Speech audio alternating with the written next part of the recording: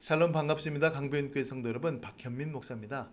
우리는 오후 성경 공부 시간에 존 번연의 철로 역정에 대하여서 살펴보고 있습니다. 오늘은 8번째로 신실과 함께 가는 순례길, 그것을 살펴보겠습니다. 크리스찬은 겸손의 골짜기, 또 사망의 음침한 골짜기를 지나서 동굴을 빠져나옵니다. 그리고 그의 눈앞에는 언덕이 보여지게 되는데요. 그 언덕 너머로 신실이라고 하는 사람이 보입니다. 그는 소리칩니다. 이보시오, 같이 갑시다. 그러면 이 신실이라고 하는 사람은 어떤 사람일까요? 신실은 크리스찬과 같은 멸망의 도시에서 나온 사람입니다. 하지만 크리스찬보다는 조금 늦게 그것을 빠져나왔는데요. 하지만 먼저 겸손의 골짜기와 사망의 음침한 골짜기를 빠져나와 크리스찬보다 먼저 앞서 가고 있었습니다. 마침내 크리스찬은 그 신실을 따라잡습니다. 오히려 그보다 앞지르기까지 하죠. 나중된 자로서 먼저 된 것입니다. 하지만 그는 실수를 저지르고 맙니다. 너무 우쭐했죠. 그래서 신실을 돌아보며 웃었습니다. 그러다 발을 헛디뎌서 비틀거리다 넘어지고 맙니다. 여러분, 우리의 신앙생활도 이와 비슷할 때가 너무나도 많습니다. 나보다 앞섰다라고 하는 사람이 죄로 인하여서 또 여러 가지 일들로 인하여서 뒤로 물러날 경우가 있습니다. 넘어지고 자빠질 때가 있습니다. 그러면 내가 그 사람들보다 먼저 앞서는 경우들이 생기죠. 그럴 때 우리의 마음속에 겸손하고 나도 저 사람처럼 얼마든지 넘어질 수 있다는 것을 우리의 마음속에 새겼어야 하는데, 나도 모르는 사이에 우쭐거리고 교만한 마음이 생겼습니다. 그러다 보니 크리스찬과 같이 넘어지고 만 것이죠. 참, 그러고 보면 우리의 마음속에 교만한 마음은 물리쳐야 될 가장 큰 악한 뿌리인 것입니다. 결국에 넘어진 그 크리스찬을 신실이 일으켜 세워줍니다. 그리고 크리스찬은 신실과 동행하게 되는 것이죠. 오늘 이 시간에는 신실이 경험한 그 경험담을 서로 나누는 그 시간을 가지게 될 것입니다. 먼저 유순한 변덕쟁이에 대하여서 크리스찬이 신실에게 물어보게 되는데요. 여러분, 이 유순한은 언제 나왔던 사람일까요? 바로 맨 처음에 나왔던 사람입니다. 크리스찬이 순례길을 걸어갈 때에 유순한도 함께 그 길을 갑니다. 그런데 낙심의 늪에 빠지게 되죠. 모두 다 빠져나왔습니다.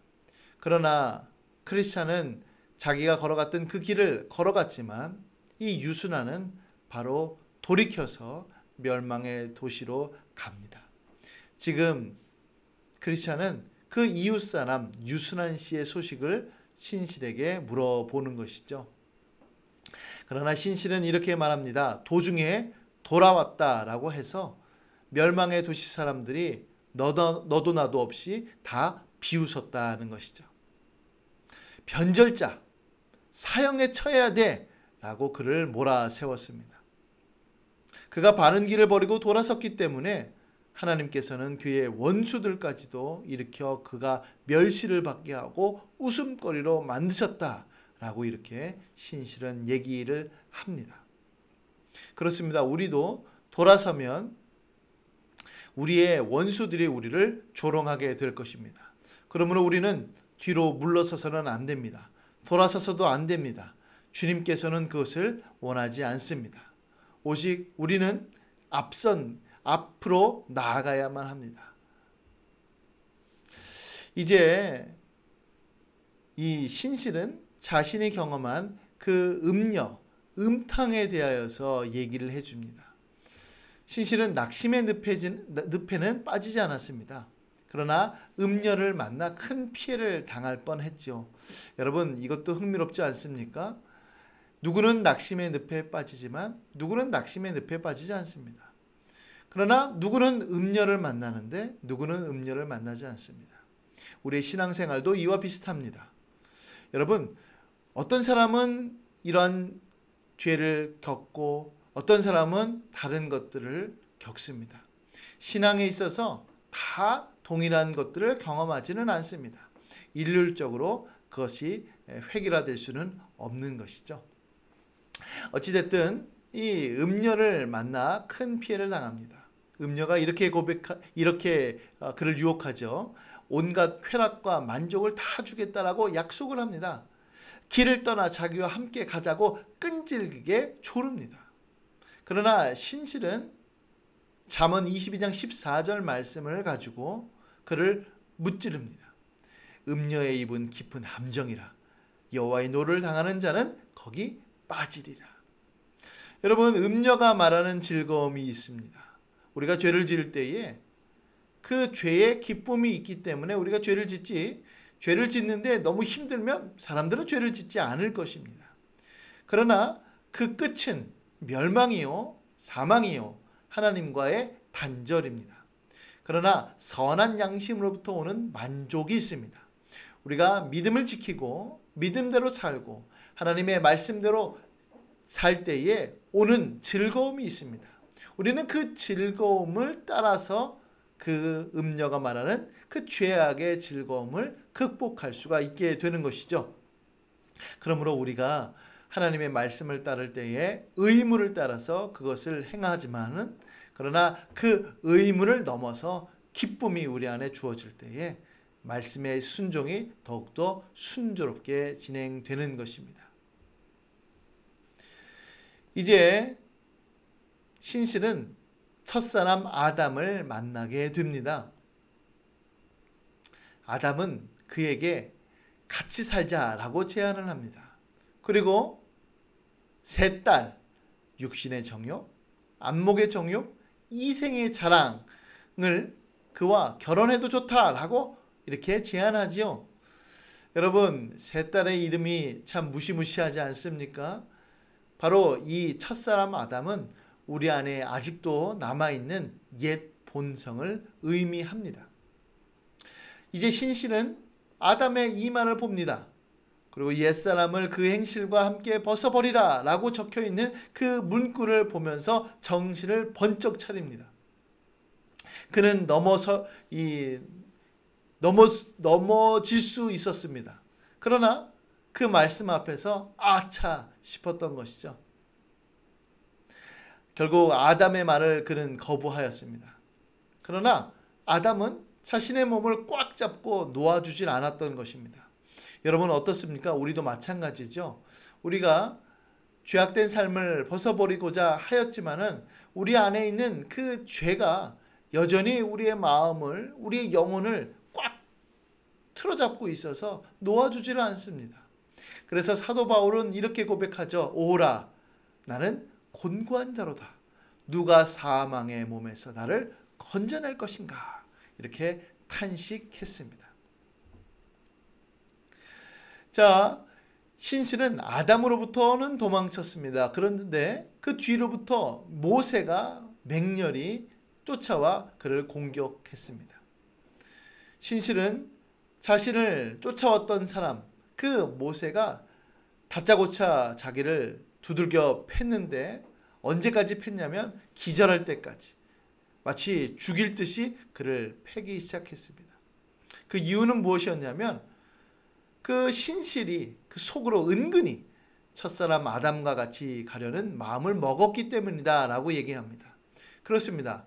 우리도 마음속에 순종하려고 하는 마음이 있고 주님의 뜻대로 살고자 하는 마음이 있습니다. 그러나 은근히 은연중에 그 마음 깊이 보면 죄를 짓고자 하는 그 마음도 여전히 남아있는 것을 확인하게 되는 것이죠.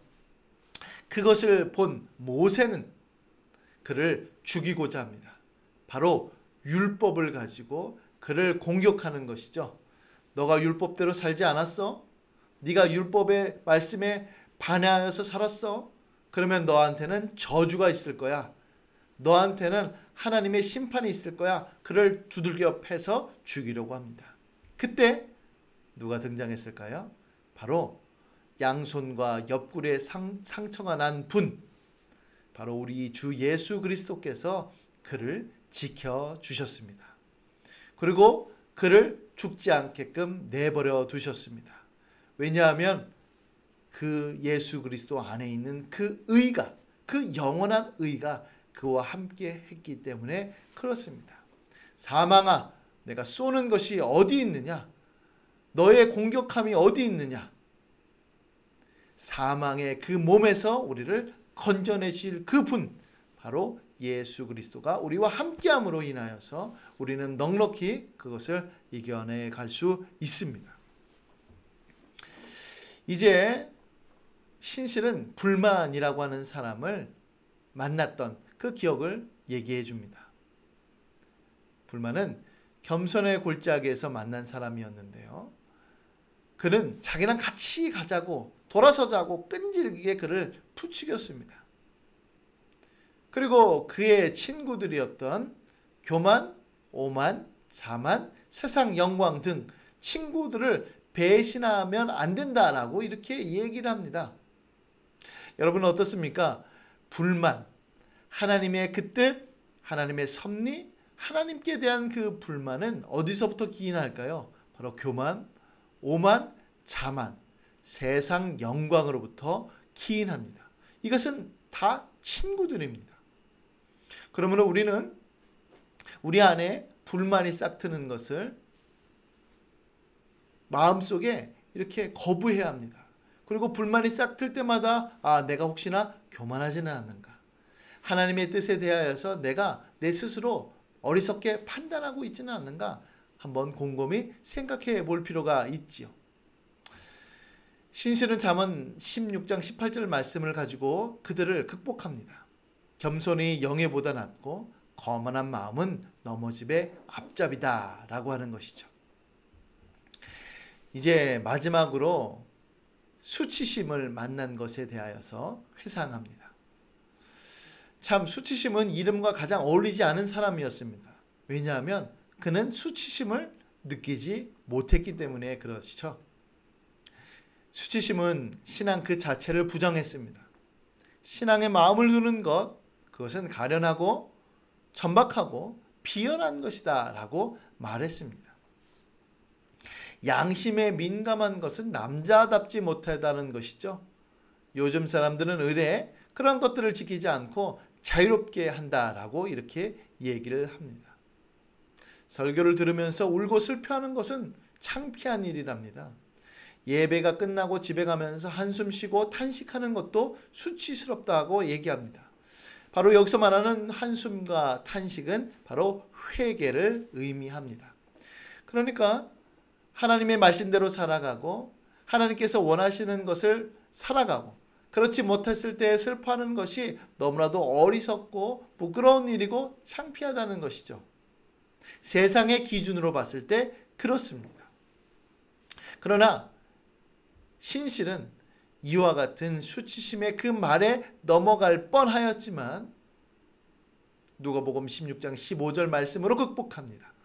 사람 중에 높임을 받은 그것은 하나님 앞에 미움을 받는 것이니라. 그렇습니다. 우리는 사람을 기쁘시게 할까 하나님을 기쁘시게 할까? 그 갈림길 앞에서 사람을 기쁘시게 하는 데에 있어서 넘어질 때가 있습니다. 그러나 우리는 하나님을 기쁘시게 하는 사람이지요. 수치심은 인간에 대한 이야기만 했습니다. 그러나 하나님과 하나님의 말씀에 대하여서는 한마디도 하지 않았던 인물입니다. 그렇습니다. 여러분, 우리가 세상 사람들이 우리에게 뭐라 합니다. 야, 예수님 믿어서 되겠냐? 야, 교회 다니는 사람들 다 별것 없더라. 순간 모든 모욕들을 할 때에 가만히 살펴보면 하나님의 말씀은 없습니다. 오직 자기들의 생각과 논리를 가지고 얘기를 할 뿐이지요. 이 신실은 곰곰이 생각해 봅니다. 최후의 심판날 죽고 사는 것을 나누는 그 기준은 세상의 정신이 아니었습니다. 바로 지극히 높으신 분의 지혜와 법이라고 하는 사실을 깨닫습니다. 그렇습니다. 천국에 가는 것, 지옥에 가는 것 그것은 세상 정신에 있지 않고 오직 하나님의 지혜요, 하나님의 능력인 복음, 하나님의 뜻대로 걸어갈 그때에나 가능한 것이었습니다. 여기 흥미로운 것이 무엇이냐면 곰곰이 생각했다는 것입니다. 그렇습니다. 우리가 그 세상 사람들의 말에 그 논리를 따라가다 보면은 우리는 넘어질 수밖에 없는데, 그럴 때마다 곰곰이 생각해야 합니다. 그 생각을 가지고선 우리가 넘어지는 것이 아니라 하나님의 말씀을 가지고 곰곰이 생각해야 합니다. 세상의 악한 생각들, 세상의 여러 가지 유혹들을 다 벗어버릴 수 있는 것은 바로 하나님의 말씀을 곰곰이 묵상하는 것, 그 길밖에 없는 것이죠. 하나님께서는 그를 믿는 마음과 민감한 양심을 더 원하십니다. 그리고 천국을 위하여 스스로 어리석은 자가 되는 것을 지혜롭다라고 여겨주십니다. 세상 사람들이 봤을 때는 어리석지만 우리는 지혜롭습니다. 세상 사람들이 봤을 때는 우리가 멸시와 천대를 받지만, 그러나 하나님께서 우리를 존귀히 여기실 것이며 우리를 영원한 길로 이끌어 주실 것입니다. 세상 사람들은 선한 것을 부끄럽게 만들려고 온갖 수작들을 벌이지만 우리는 그것들을 하나님의 그 뜻을 가지고 분별하며 극복하며 나아갈 때에 하나님께서 원하신 그 길, 그 순례길을 넉넉하게 이겨나갈 줄로 믿습니다. 사랑하는 성도 여러분, 지금 크리스찬 그리고 그 옆에 신실이 나란히 걸어가고 있습니다. 믿음의 친구가 있다는 것은 얼마나 행복한 일인지요. 우리의 믿음의 여정, 이 순례길을 걸어갈 때에 이 두 사람이 함께 걸어가면서 넉넉히 이겨나갔던 것처럼 여러분들 안에도 이 믿음의 친구, 성도의 교제가 있기를 간절히 소원합니다. 그럴 때에 하나님께서 주신 이 순례의 길을 넉넉히 이겨나갈 줄로 믿고 우리의 최고의 친구 되시는 주님과 동행하는 삶을 살아갈 수 있기를 예수님의 이름으로 간절히 축복합니다. 아멘.